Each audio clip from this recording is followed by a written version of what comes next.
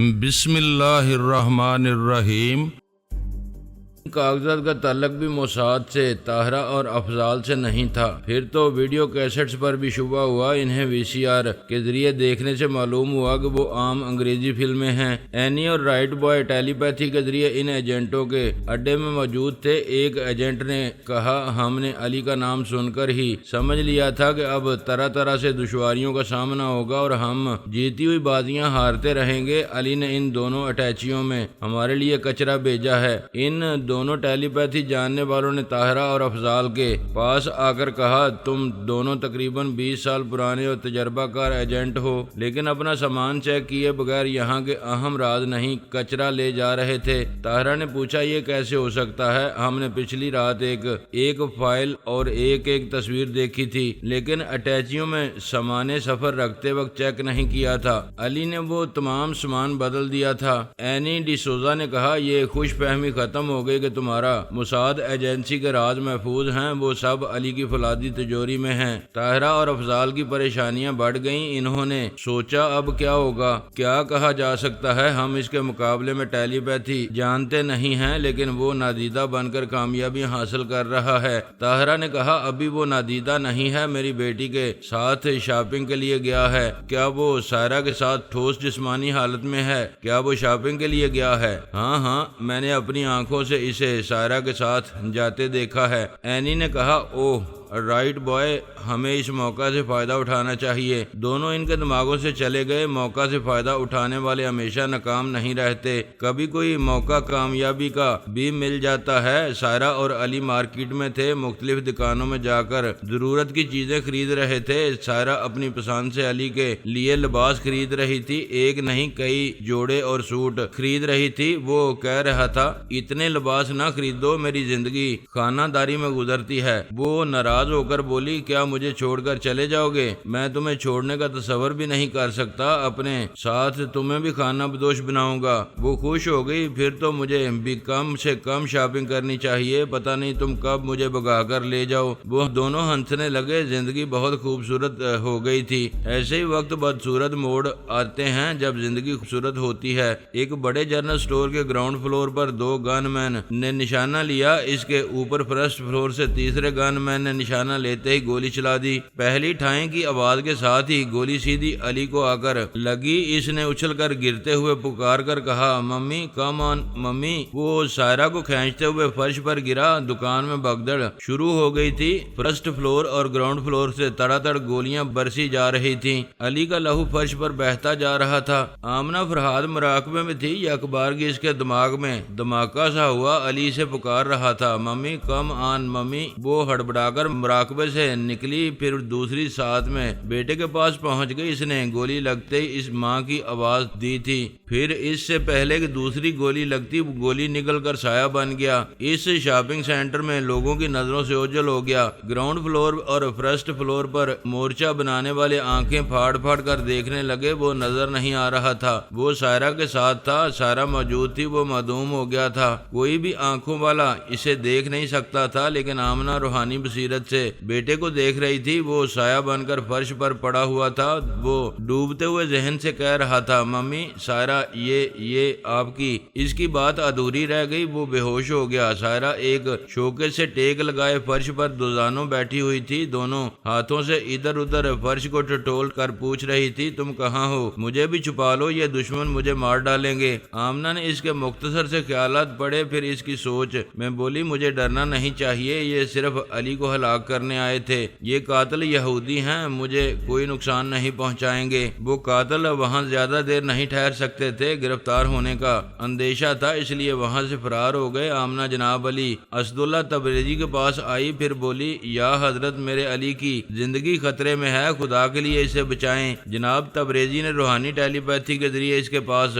پہنچ کر اسے دیکھا۔ اس نے نادیدہ بن کر دشمنوں سے محفوظ رہنے کے لیے جو گولی نکلی تھی، اس نے اسے مزید گولیوں سے بچا لیا تھا، لیکن اب وہ نادیدہ بن کر ایک مسئلہ بن گیا تھا۔ نہ کوئی اسے دیکھ سکتا تھا، نہ وہاں سے اسے اٹھا کر اسپتال پہنچا سکتا تھا۔ وہ روحانی عمل کے ذریعے اس کے اندر پہنچی ہوئی گولی کے اثر کو زائل کرنے لگے۔ چند سیکنڈ کے بعد ہی وہ فرش پر پڑا ہوا نظر آنے لگا۔ سائرہ اسے دیکھتے ہی لپٹ گئی۔ وہ بے ہوش تھا اور اس کے زخم سے خون بہہ رہا تھا۔ لوگ وہاں جمع ہونے لگے۔ سائرہ نے چیخ کر کہا، ایمبولینس لے کر آؤ، جلدی کرو، تماشا نہ دیکھو۔ جناب تبریزی چشمے زدن میں ایک قریبی اسپتال پہنچ گئے تھے، پھر اس کے ڈرائیور کے ذریعے وہاں سے ایمبولینس لے آئے۔ علی کو جب تک اسپتال پہنچایا جا رہا تھا، اس وقت تک جناب تبریزی نے وہاں کے ایک ڈاکٹر کو مستعد کر دیا جو گھروں میں آرام کر رہے تھے۔ وہ روحانی ٹیلی پیتھی کے زیر اثر آپریشن تھیٹر میں چلے آئے۔ ایک لمحہ بھی ضائع کیے بغیر آپریشن شروع ہو گیا۔ اسپتال کے انچارج نے فون کر کے پولیس کو بلایا۔ پولیس افسر نے آتے ہی دھمکی دی کہ یہ پولیس کیس ہے، پولیس کی اجازت کے بغیر ڈاکٹروں کو یہ کیس ہاتھ میں نہیں لینا چاہیے تھا۔ سائرہ نے کہا، زخمی کی جان پر بنی ہوئی تھی، کیا ایسے میں پولیس سے اجازت لینے میں وقت ضائع کرنا دانشمندی ہوتی؟ اجازت لینے میں دیر ہو جائے تو مریض کی جان بھی جا سکتی ہے۔ کوئی جان نہیں جاتی، جس کو مرنا ہوتا ہے وہ مر جاتا ہے، لیکن قانون پر عمل کرنا ضروری ہوتا ہے۔ اس زخمی کا سرپرست کون ہے؟ میں ہوں، میرا نام سائرہ افضال ہے۔ پولیس کی اجازت کے بغیر یہ آپریشن ہو رہا ہے اور تمہارے غصہ دکھانے تک ہو جائے گا۔ میں کہتا ہوں سرپرست کا کسی بزرگ کا نام بتاؤ، ورنہ میں تمہیں گرفتار کر کے لے جاؤں گا۔ آہستہ بولو، ورنہ وہ آپریشن تھیٹر سے اٹھ کر آئے گا تو تمہاری کھوپڑی گھما کر رکھ دے گا۔ تم اسے نہیں جانتے، وہ بڑا وہ ہے۔ تم تھانے چلو، ہم تمہارا بیان لیں گے۔ میرا وہ آپریشن تھیٹر میں ہے، میں اسے چھوڑ کر نہیں جاؤں گی۔ تم اپنا تھانہ یہاں لے آؤ۔ پولیس افسر نے اسے گھور کر دیکھا، پھر اسے اتنی شدت سے گھورنے لگا کہ اسے ایک کے دو نظر آنے لگے۔ وہ چاہتا تھا کہ اب گھورنا چھوڑ دے، مگر وہ اپنے اختیار سے باہر ہو گیا تھا۔ اس نے گھبرا کر اپنے ماتحت سے کہا، اوے دین محمد، یہ میری آنکھوں کو کچھ ہو گیا ہے، ارے ڈاکٹر کو جلدی بلا کر لا۔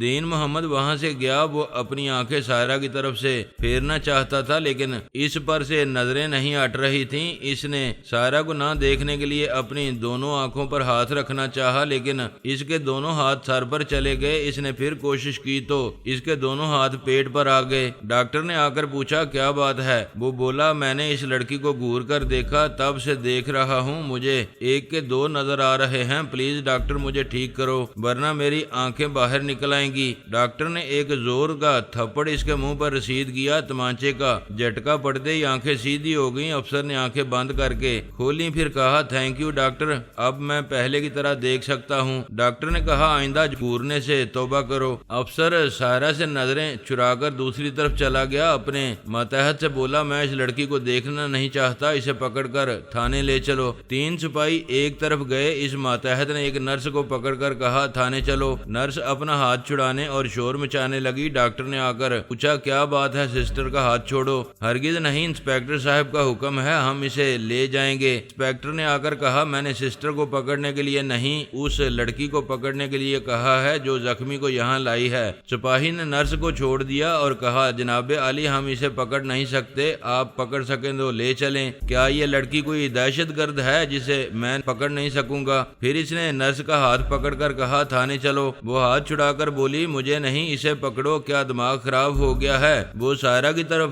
بڑھا، پھر اس کے پاس کھڑے ہوئے سپاہی کا ہاتھ پکڑ کر کہا، اے لڑکی چل تھانے۔ وہ سپاہی کو پکڑ کر کھینچتا ہوا وہاں سے لے جانے لگا۔ سب لوگ ہنسنے لگے۔ سائرہ منہ پر ہاتھ رکھ کر ہنستے ہوئے بولی، میرا علی بڑے مزے کی حرکتیں کرتا ہے، اسے آپریشن کے وقت آرام سے رہنا چاہیے، دوسروں کے دماغوں میں جا کر تماشے نہیں کرنا چاہیے۔ ایک ڈاکٹر نے آپریشن تھیٹر سے باہر آ کر سائرہ کو دیکھا، پھر مسکرا کر کہا، مبارک ہو، مریض خطرے سے باہر ہے۔ ڈاکٹر اسے منع کرو، وہ آپریشن کے وقت باہر نہ آئے، وہ ابھی پولیس والوں کو الو بنا رہا تھا۔ تم کس کی بات کر رہی ہو؟ وہ تو آپریشن تھیٹر میں بے ہوش پڑا ہے، کیا تم نے اس کے لیے کوئی کمرہ لیا ہے؟ ایک شخص نے آ کر کہا، یس ڈاکٹر، ایک اسپیشل کمرہ بک ہو چکا ہے، ہم نے تمام ادائیگی کر دی ہے۔ ڈاکٹر چلا گیا۔ سائرہ نے اس شخص سے پوچھا، مسٹر تم کون ہو اور تم نے میرے علی کے لیے کمرہ کیوں بک کرایا ہے؟ وہ بابا صاحب کے ادارے کا ایک جاسوس تھا۔ اس نے کہا، میں آپ کا اور علی صاحب کا خادم ہوں، ہوں، ہم نے سیکیورٹی کا انتظام کیا ہے، علی صاحب کے کمرے میں آپ کے سوا کوئی نہیں جائے گا، آپ سے درخواست ہے آپ کھانے پینے کی چیزیں اور پھر پھول وغیرہ ان کے کمرے میں نہیں لے جائیں گی، میں علی کی پسند کی کوئی چیز لے جاؤں گی تو اس میں اعتراض کی کیا بات ہے؟ دشمن ٹیلی پیتھی کے ذریعے آپ کے دماغ پر قبضہ جما سکتا ہے، آپ کی کسی چیز میں کوئی کیپسول بم وغیرہ چھپا سکتا ہے، کھانے میں زہر ملا سکتا ہے۔ ہاں تم بہت سمجھدار ہو، تم اب تک کہاں تھے؟ ہم کئی باڈی گارڈ ہیں، علی صاحب سے دور دور رہتے ہیں، ضرورت کے وقت قریب چلے آتے ہیں، تم نے ان کو گولی مارنے والے دشمنوں کو گولی کیوں نہیں ماری؟ ہم ایسے وقت نہیں چوکتے، ہم نے 2 قاتلوں کو شاپنگ سینٹر کے باہر ہلاک کر دیا تھا۔ تیسرے زخمی دشمن کے خیالات پڑھنے سے معلوم ہوا کہ وہ یہودی تھا اور موساد ایجنسی سے تعلق رکھتا تھا۔ آپ کے ماں باپ نے انہیں بتایا تھا کہ علی صاحب ٹھوس جسم کے ساتھ ہیں اور آپ کے ساتھ شاپنگ کے لیے گئے ہیں۔ ہاں میں نے ممی اور پپا کو بتایا تھا کہ اپنے علی کے ساتھ شاپنگ کے لیے جا رہی ہوں۔ اوہ گاڈ، ممی اور پپا نے دشمنی کی انتہا کر دی، ہمارے پیچھے قاتلوں کو بھیج دیا۔ آئی ہیٹ دیم، مجھے ان پر غصہ آ رہا ہے۔ ہم ان قاتلوں کی طرح آپ کے ممی اور پپا کو بھی زندہ نہ چھوڑتے، لیکن ہم نے ان کا آخری فیصلہ علی صاحب پر چھوڑ دیا ہے، وہ صحت یاب ہو کر انہیں سزا دیں گے۔ علی تیمور پر قاتلانہ حملہ کرنے کی جرات کرنا گویا موت کو دعوت دینا تھا، اور موت صرف قاتلانہ حملہ کرنے والوں کی نہیں بلکہ ان کی پشت پناہی کرنے والوں کی بھی لازمی ہو گئی تھی۔ آمنہ نے مجھے مخاطب کیا، فرحاد علی کے پاس آؤ اور دیکھو کہ دشمنوں کے احمقانہ حوصلے کتنے بڑھ گئے ہیں۔ میں علی کے پاس پہنچا، اس وقت وہ بے ہوش تھا۔ میری غیر موجودگی میں آمنہ نے سیکیورٹی کے انتظامات بڑی سختی سے کیے تھے۔ میں نے سائرہ کے خیالات پڑھ کر علی اور اس کے مختصر سے حالات معلوم کیے۔ میری معلومات کے لیے اتنا کافی تھا کہ اسرائیل سے 2 ٹیلی پیتھی جاننے والے آئے تھے، ان کے ہی تعاون سے علی پر حملہ کیا گیا تھا۔ میں اپنے جوان بیٹوں کی غیر معمولی صلاحیتوں سے اور ان کے کارناموں سے مطمئن ہو کر آرام سے زندگی گزار رہا تھا۔ خیال تھا کہ دشمنوں سے بے نیاز رہ کر خوش نصیب لوگوں کی طرح وقت پر کھاتا پیتا اور وقت پر سوتا رہوں گا۔ جوانی میں کبھی صحیح وقت پر کھانا اور سونا نصیب نہیں ہوا تھا، شاید پھر وہی وقت لوٹ آیا تھا۔ میں سو رہا تھا، دشمنوں نے جگا دیا، اچھا نہیں کیا۔ موساد والے خوش تھے، علی کو گولی مار دی گئی تھی اور اس کے بچنے کی امید کم تھی۔ الپا اور برین آدم پریشان ہو گئے تھے، وہ موساد والوں سے جھگڑا کر رہے تھے، علی پر قاتلانہ حملہ کیوں کیا؟ یہ حملہ فرحاد اور اس کی پوری فیملی کو جھنجھوڑ دے گا، پھر وہ اسرائیل کا رخ کریں گے۔ موساد یہودیوں کی ایک ایسی تنظیم ہے جو بیرونی ممالک میں اسرائیل کے مفادات کے لیے کام کرتی ہے، لیکن اسرائیلی حکام کے تابع نہیں ہے۔ جو لائحہ عمل اختیار کرتی ہے اس میں اسرائیلی حکام کی مداخلت پسند نہیں کرتی۔ اس کے برعکس برین آدم کی خفیہ تنظیم اسرائیلی حکومت کا تعاون حاصل کرتی تھی اور حکومت سے خود تعاون کرتی تھی۔ آدم برادرز کی یہ تنظیم موساد کے مقابلے میں اس لحاظ سے مضبوط تھی کہ اس تنظیم میں ٹیلی پیتھی جاننے والے تھے، ان کی سربراہ الپا تھی۔ موساد والوں کو کسی بہت ہی اہم اور پیچیدہ مسئلے میں تعاون کی ضرورت ہوتی تو وہ برین آدم سے ایک آدھ ٹیلی پیتھی جاننے والوں کی خدمات حاصل کر لیتے تھے۔ اسلام آباد میں علی کے سلسلے میں بھی انہوں نے اسرائیلی ٹیلی پیتھی جاننے والے رائٹ بوائے اور اینی ڈی سوزا کی خدمات حاصل کی تھیں۔ اہم اور ناقابل حل مسئلہ یہ تھا کہ پاکستان میں موساد کی سرگرمیوں کے تمام ثبوت علی کے ہاتھ لگ گئے تھے۔ ان ثبوتوں کو اس سے چھین لینا شیر کے منہ سے نوالا چھیننے کے مترادف تھا۔ صرف ٹیلی پیتھی جاننے والے ہی کسی حکمت عملی سے وہ تمام ثبوت حاصل کر سکتے تھے۔ الپا نے 2 ٹیلی پیتھی جاننے والوں کو اس مقصد کے لیے بھیجا، لیکن وہ ناکام رہے۔ موساد والے یہودی ٹیلی پیتھی جاننے والوں کے پیچھے پڑ گئے کہ وہ ثبوت اگر حاصل نہیں ہو سکتے تو علی کو ختم کر دو، اس طرح کسی اور کو نہیں معلوم ہوگا کہ اس نے وہ ثبوت کہاں چھپائے تھے، اور اس طرح پاکستان میں موساد والوں کی موجودگی کا علم کسی کو نہیں ہوگا اور ان کی سرگرمیوں کا راز نہیں کھلے گا۔ الپا اور برین آدم اس بات پر موساد والوں سے ناراض ہو گئے کہ انہوں نے ان کے ٹیلی پیتھی جاننے والوں کو علی پر قاتلانہ حملے کے لیے استعمال کیا تھا۔ تازہ ترین اطلاع کے مطابق علی بچ گیا تھا، اس کے جسم سے گولی نکال دی گئی تھی اور اب وہ خطرے سے باہر تھا۔ موساد کے سربراہ نے کہا اب بھی پلڑا ہمارا باری رہ سکتا ہے، علی بچ گیا لیکن نہیں بچ سکے گا، اس کا دماغ کمزور ہے۔ میڈم الپا، تم اس کے کمزور دماغ میں زلزلے پیدا کر کے اسے ہلاک کر سکتی ہو۔ الپا نے کہا تاکہ موساد والے محفوظ رہیں اور سارا الزام ہم پر آئے کہ علی کو ٹیلی پیتھی کے ذریعے ہلاک کیا گیا ہے، تمہارے تمہاری اطلاع کے لیے عرض ہے کہ علی کی ماں روحانی ٹیلی پیتھی کے ذریعے اس کے کمزور دماغ کو لاک کر چکی ہوگی۔ اب ہم سے یہ توقع نہ رکھو کہ ہمارا کوئی بھی ٹیلی پیتھی جاننے والا موساد کے کام آئے گا۔ میڈم ایسا نہ کہو، علی زندہ رہا اور تم نے ہم سے تعاون نہ کیا تو ہمارے قدم یہاں سے اکھڑ جائیں گے۔ کیوں سمجھو اکھڑ چکے ہیں؟ تم کیا سمجھتے ہو علی وہاں ہسپتال میں تنہا اور بے یارو مددگار پڑا ہوگا؟ نہیں، فرحاد کی ٹیلی پیتھی جاننے والی پوری فوج علی کے دماغ کے اندر اور باہر موجود ہوگی۔ ہمیں اندازہ ہے کہ علی کے لیے کیسے سخت انتظامات کیے گئے ہوں گے، لیکن بڑے بڑے فولادی قلعوں میں بھی سرنگ بنا لی جاتی ہے۔ تمہیں سرنگ بنانے کا کوئی راستہ دکھائی دے تو ضرور بتانا۔ فی الحال اس قیامت کا انتظار کرو جو ہمارے ملک میں آنے والی ہے۔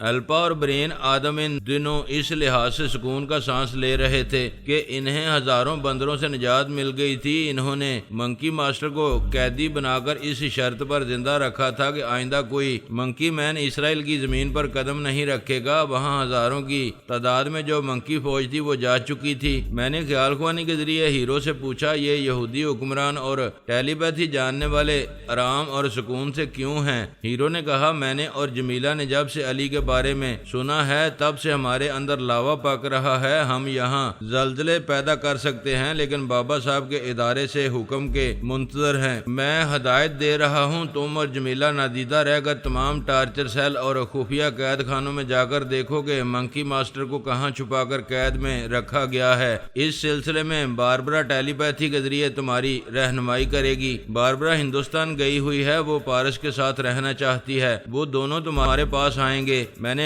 باربرا کو مخاطب کیا، وہ بولی، یس پاپا، تم اسرائیل سے کیوں چلی آئیں؟ وہاں میری کوئی خاص مصروفیت نہیں رہی تھی۔ بابا صاحب کے ادارے سے منکی ماسٹر کے سلسلے میں کوئی ہدایت نہیں مل رہی تھی۔ کیا میں واپس جاؤں؟ ہاں، کیا تم علی کے معاملے میں جوابی کارروائی نہیں کرو گی؟ ضرور کروں گی پاپا، میں دشمنوں کا سکون برباد کر دوں گی۔ میں یہی چاہتا ہوں۔ میں نے ہیرو کو کام بتا دیا ہے، تم ابھی اسرائیل جاؤ، پارس 1-2 روز میں تمہارے پاس پہنچ جائے گا۔ میں نے پارس سے کہا کہ وہ جلد سے جلد بھارت کے معاملات نپٹا کر اسرائیل چلا جائے۔ پارس نے وعدہ کیا۔ باربرا خوش ہو کر چلی گئی۔ ہندوستان کے گاؤں گاؤں شہر شہر پر بندر مسلط ہو رہے تھے۔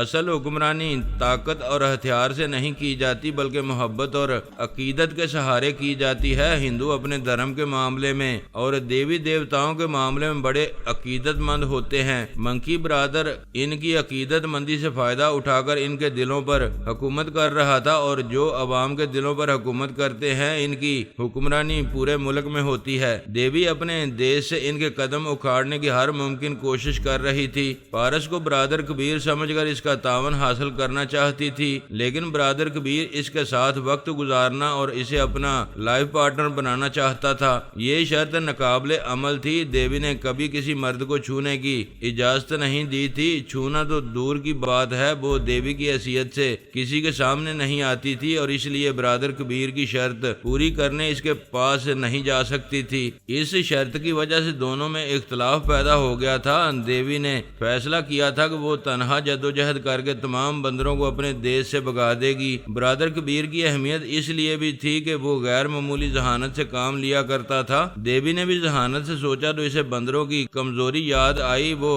بندر زن پرست تھے، ان کا سربراہ منکی برادر بھی حسن پرست تھا۔ دیوی نے چال چلی ایک نہایت حسین اور جمیل عورت کو اس کی پوجا کرنے کے لیے بھیجا۔ منکی برادر اسے دیکھتے ہی دیوانہ ہو گیا۔ اس کا پتہ ٹھکانہ معلوم کر کے اس حسینہ کے بیڈ روم میں پہنچ گیا۔ وہ اس بات سے بے خبر تھا کہ اس بیڈ روم میں ویڈیو کیمرے کئی جگہ خفیہ طور پر نصب کیے گئے ہیں، اور وہ منکی برادر جو ہنومان بن کر بولی جنتا سے اپنی پوجا کرا رہا ہے، اس کی عیاشی اور گناہوں کا ثبوت ریکارڈ ہو رہا ہے۔ ریڈیو، ٹی وی اور اخبارات کے ذریعے اعلان کیا گیا کہ ٹی وی کے ذریعے پورے دیش کے لوگوں کے سامنے ایک ٹھوس ثبوت پیش کیا جائے گا جس سے ثابت ہو جائے گا کہ وہ ہنومان اور اس کی فوج فراڈ ہے، وہ عیاش ہیں اور اس دیش کی عورتوں کی عزتیں لوٹ رہے ہیں۔ پارس منکی برادر کے دماغ میں رہتا تھا۔ اس کے چور خیالات نے بتایا کہ وہ تھوڑی دیر پہلے ایک حسین عورت کے پاس گیا تھا اور اس کے حسن و شباب کا دیوانہ ہو کر ایسی حرکتیں کر چکا ہے جو ایک